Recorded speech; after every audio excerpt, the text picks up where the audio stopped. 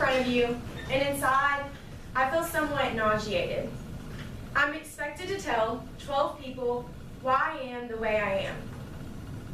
I'm expected to become vulnerable, and I'll start by saying this. The consequences of becoming vulnerable scare me more than anything. I want the image of someone who is independent. I want to be that person who has a positive outlook on life.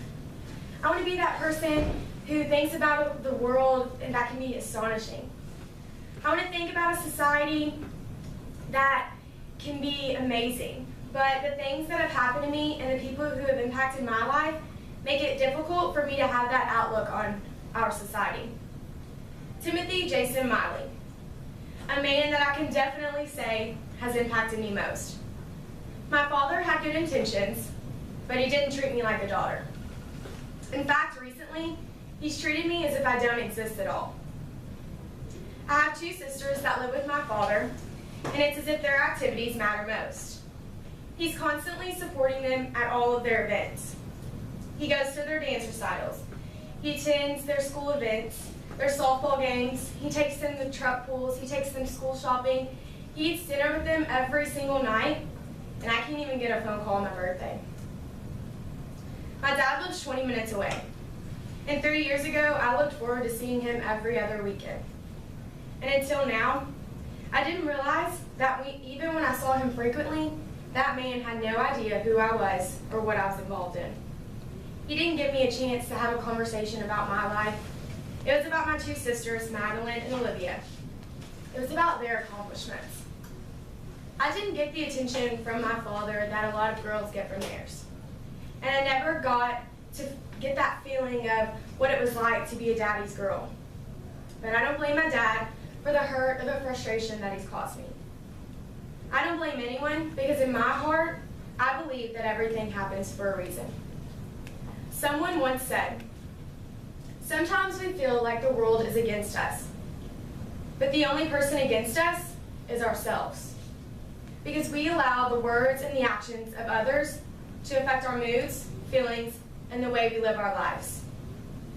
My dad's actions have created such a determined and competitive person. I started to work harder in softball when I noticed my dad bragging about my 11-year-old sister's softball stats. I started varsity all year long. I hit my first out-of-the-park home run. I made several diving catches, and this summer I even robbed a home run, almost knocking myself out by running into the fence, determined to catch that fly ball. I've had a 4.0 my entire life, and last year was above a 4.0. I'm involved in an overwhelmingly amount of clubs. All of that determination for success for an individual that could not care less. But that's okay, because my father's attention isn't something I'm going to get. And my father does not define who I am. He's affected my life, yes, and I've made it affect my actions in a positive way, because that's what this life is about. Life is all about perspective. It's about how you look at things and the way that you handle situations. The people in my past aren't the reasons why I am the way I am. It's the wonderful and amazing people that I'm surrounded by today that make me who I am. Immediately after I officially stopped talking to my father completely, other relationships I had faith in ended as well. Most of you all know that I dated Seth.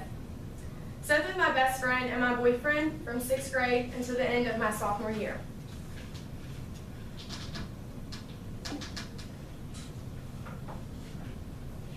He was someone that I trusted completely for a solid 4 years.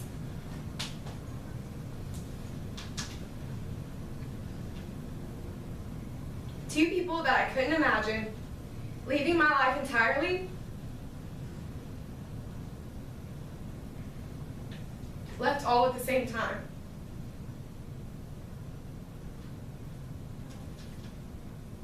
It's safe to say that the mindset I had after the pain that I felt was heartbreaking and someone I never wanted to become. I believed that if I wasn't happy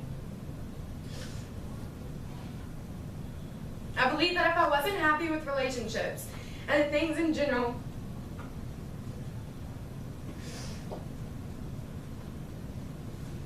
I wouldn't be as sad or disappointed when they ended. I always told myself, everything ends, everything dies, and nothing lasts forever. Don't get too comfortable, because when you least expect it, it's going to end. But I'm blessed to say that if it wasn't for Andrew, I'd still have those thoughts. Andrew forced me to see what it was like to become happy. He taught me that becoming vulnerable leads to true happiness. He encouraged me to open up and care about the things that he knew I wanted to care about. Andrew saw something in me. He saw the determination I had inside, and as cliche as it might sound, he brought out the best in me. I want to be independent, but I realize that no matter how independent I want to be, I know that sometimes we need other people. This life is hard, and it's difficult. Sometimes we need a friend, a best friend, a brother or a sister, or a mom, a dad, maybe even a stranger. But sometimes we need someone to help us out. We can't do everything on our own. We have to become vulnerable. We have to open up, or we'll never be the people we are meant to be. I once read something that said, things work out the best for those who make the best out of how things work out. Things are going to happen that change who we are. Situations are going to happen in this life that make us want to give up. And along the road and the journey of becoming who we are, there will always be someone on that path to pick us up. I've changed a lot over the years. We all change because that's what makes us who we are. It's a part of growing up. And I've also changed because of the things that have impacted me. And I'm going to continue to change because that's what's so beautiful about this life. Nothing lasts forever. Everything eventually does end. And that's the exact reason I forced myself to become so vulnerable. It's about perspective. It's about being happy and taking advantage of what you have in this life while it's there. So I'll leave you with this. I'm not the girl who doesn't have a father. I'm not the girl who's changed over a high school breakup. And I'm also not the girl who relies on her boyfriend for happiness. I'm the girl who is independent, but trusts others to help her when she is down. I'm the girl who has a perspective on life that's positive because I do realize that everything ends. And I'm all of those things because of the people who've impacted me. I'm not defined by what has happened to me. I'm defined by the way I live my life and how I let that affect me.